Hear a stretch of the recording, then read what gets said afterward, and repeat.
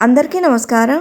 ఈరోజు మన ఛానల్లో ఈ సంవత్సరం పుష్యమాసం ప్రారంభ ముగింపు తేదీలు ఎప్పటి నుంచి ఎప్పటి వరకు ఉన్నాయో, ఈ మాసంలో ఏ దేవుళ్ళను పూజించాలో, ముఖ్యమైన పండగలేమిటో, అలాగే ఈ మాసంలో శుభకార్యాలు చేయవచ్చా లేదా అని, ఈ మాసం విశిష్టత, దానం, పొందే ఫలితాల గురించి ఈరోజు మనం ఈ వీడియో ద్వారా పూర్తి వివరాలు తెలుసుకుందాం। ఎక్కడా స్కిప్ చేయకుండా వీడియో పూర్తిగా చూస్తారని ఆశిస్తున్నాను।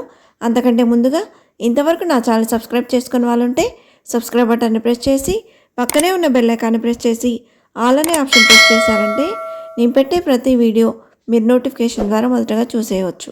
ముందుగా వీడియోలోకి వెళ్ళిపోదాం। చంద్రుడు పుష్యమి నక్షత్రంలో ఉండగా వచ్చే మాసం పుష్యమాసం।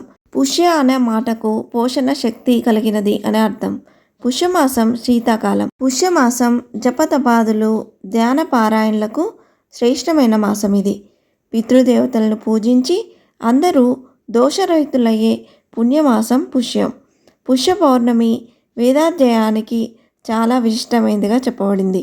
విష్ణువుకు ఇష్టమైన మాసం ఆశ్వయుజం, శివునకు కార్తీకం। అలాగే పుష్యమాసం శనీశ్వరుడికి పరమ ప్రీతికరం, ఎందుకంటే ఆయన జన్మ నక్షత్రం పుష్యమి।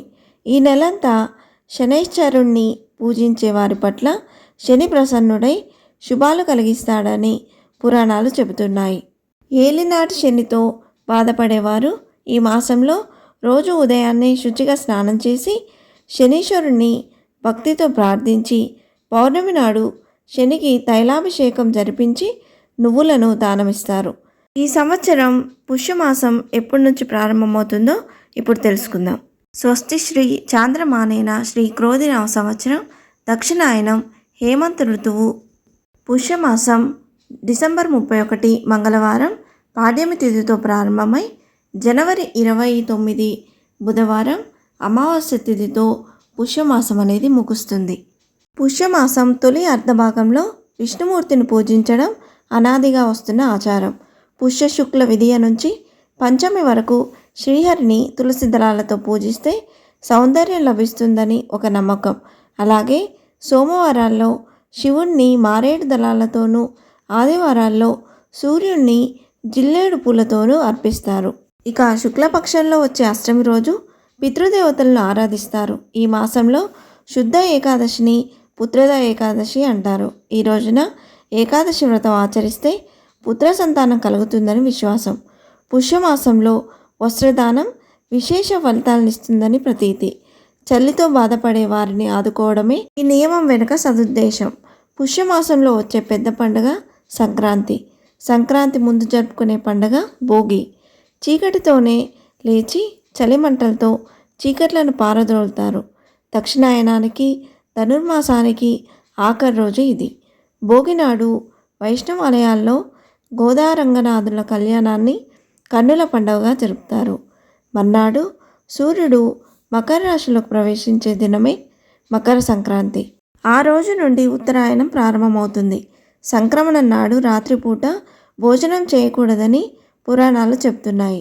సంక్రాంతి నాడు శివుణ్ణి ఆవినేతితోనూ నువ్వులతోనూ అభిషేకిస్తే దరిద్రం తొలగిపోయి సకల భోగభాగ్యాలు కలుగుతాయని ప్రతీతి। సంక్రాంతి మరుసటి రోజు కనుమ పండుగ చేస్తారు। ఈరోజు ధాన్య రాశులను, వ్యవసాయంలో సహకరించే పశువులను లక్ష్మీ స్వరూపంగా భావించి పూజిస్తారు। పుష్య బహుళ ఏకాదశిని విమల ఏకాదశి, సఫల ఏకాదశి, షటిల ఏకాదశి, కళ్యాణ ఏకాదశి అని పిలుస్తారు।